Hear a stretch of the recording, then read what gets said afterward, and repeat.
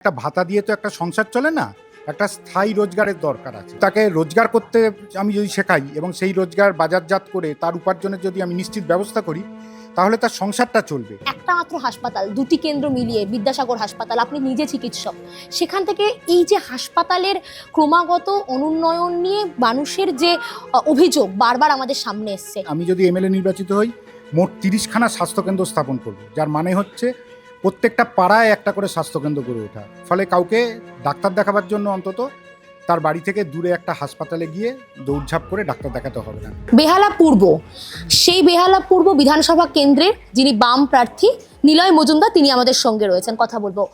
এমন একটি কেন্দ্র দাদা এই জায়গাটি, সেখানে বারংবার বলা হয় যে তৃণমূলের একটা সবসময় অধিকার ছিল এবং সেই তৃণমূল দায়িত্বে ছিল বহু বছর, এবং সেখানে তৃণমূলের গোষ্ঠী কোন্দলের কথা সকলেই জানে।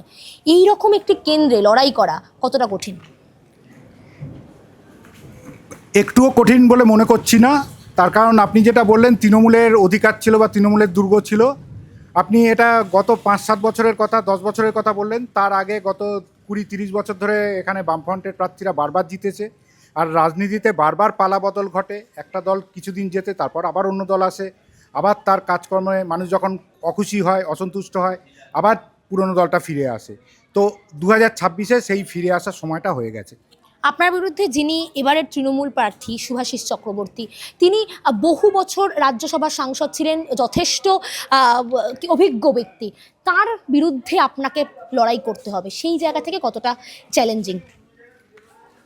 এইটাকে আমি ওরকমভাবে ভাবছি না। ওনার জন্য আমার শুভেচ্ছা থাকলো।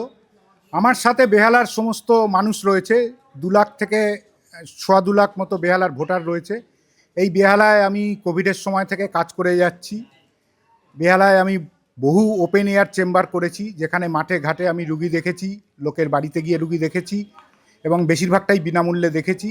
গরিব মানুষ, প্রান্তিক শ্রেণীর মানুষের সাথে আমার যোগাযোগ রয়েছে, একদম নিবিড়, একদম গ্রাসরুট লেভেলের যোগাযোগ রয়েছে। কাজেই আমি আমার দিকটাই ভাবছি। আমার বিপক্ষে কারা আছেন তাদের জন্য আমি শুধু শুভেচ্ছাটুকুই জানাতে পারি। আপনার কথা প্রসঙ্গে আসে, বিজেপি এখানে বারবার প্রার্থী বদল করলো এবং শেষ পর্যন্ত তারা একটা সিদ্ধান্তে এসেছে।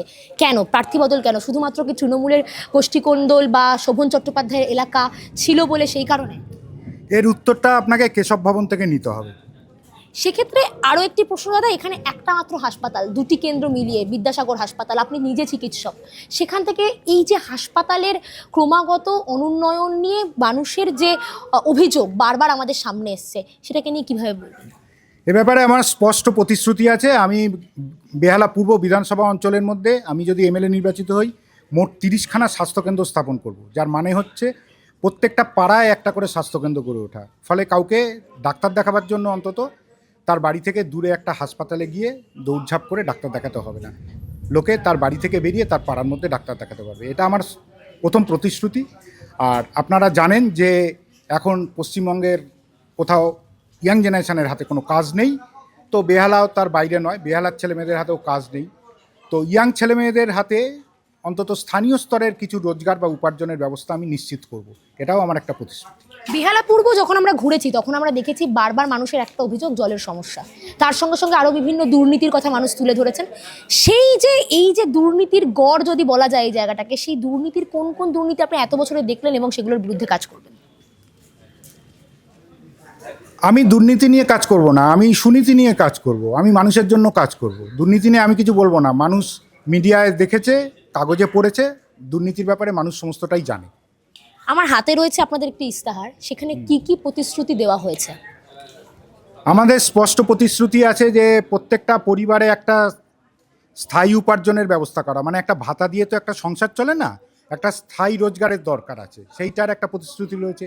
100 ইউনিট পর্যন্ত বিদ্যুৎ মাশুলের ব্যাপারে একটা প্রতিশ্রুতি রয়েছে। মেয়েদেরকে স্বনির্ভর করার একটা প্রতিশ্রুতি রয়েছে। মানে একটা মেয়েকে আমি ভাতা দিলে তার হচ্ছে হয়তো 1000-1500 টাকা দিলাম, মানে তার প্রতিদিনের খরচে আমি 50 টাকা যোগ করলাম। কিন্তু তাকে রোজগার করতে আমি যদি শেখাই এবং সেই রোজগার বাজারজাত করে তার উপার্জনের যদি আমি নিশ্চিত ব্যবস্থা করি, তাহলে তার সংসারটা চলবে। আমাদের সেই প্রতিশ্রুতি রয়েছে এবং সেই প্রতিশ্রুতির লক্ষ্যে আমি কাজ করব। সম্প্রতি আরজিকরের মতো একটি ঘটনা, আপনি নিজে চিকিৎসক, এবং সেখানে এই যে বারবার আমি দুর্নীতির প্রসঙ্গটাতেই আসছি, এই যে রাজ্য সরকারের 15 বছরের দুর্নীতি, এর বিরুদ্ধে মানুষ বামেদের উপর বিশ্বাস ফেরাবে কি করে? মানুষ যদি পাশাপাশি দুটো আমলকে রাখে তাহলে মানুষ বুঝতে পারবে। আপনি দেখুন তিহার জেলে, আপনি বলুন কোনো বামপন্থী নেতার নাম আছে নাকি যে তিহার জেলে রয়েছে? আপনি দেখুন এমনকি তৃণমূলের আমলে তৃণমূলের মন্ত্রীরাই অনেকে জেলে গেছেন, কিন্তু কোনো বামপন্থী নেতা মন্ত্রীরা জেলে যায়নি। কাজে দুর্নীতি নিয়ে আমি নতুন করে কিছু বলবো না, দুর্নীতির কথা মানুষ সব জানে। মানুষের বাড়ি বাড়ি যাচ্ছেন, কিরকম সাড়া? অত্যন্ত ভালো সাড়া আছে। আমি আপনাকে একটা উদাহরণ দিচ্ছি, একটা গল্পের মতো লাগবে আপনার।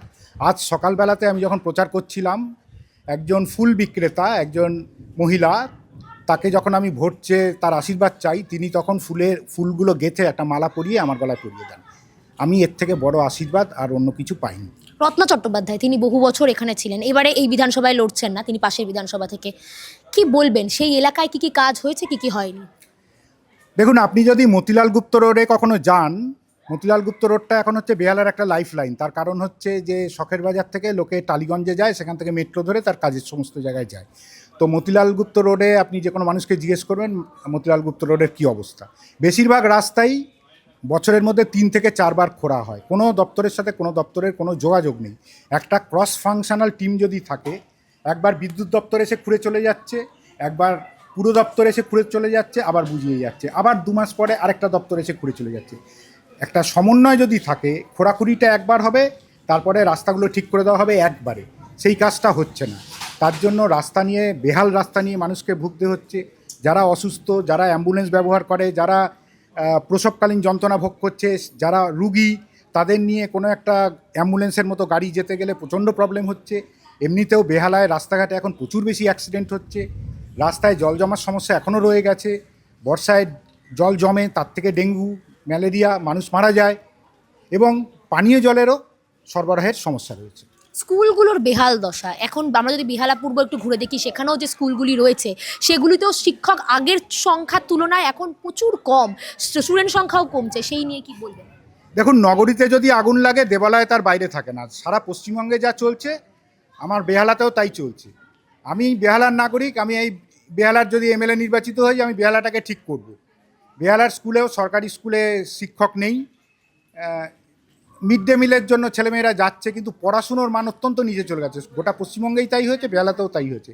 সরকারি স্কুলে পড়িয়ে যে সেই ছেলেমেয়েকে শিক্ষিত করবে, শিক্ষাই আপনি জানেন জাতির মেরুদণ্ড তৈরি করে। তো পড়াশুনোটাই যদি না হয়, তাহলে আর জাতিটাই বা কী থাকবে, আর তার মেরুদণ্ডটাই বা কী থাকবে।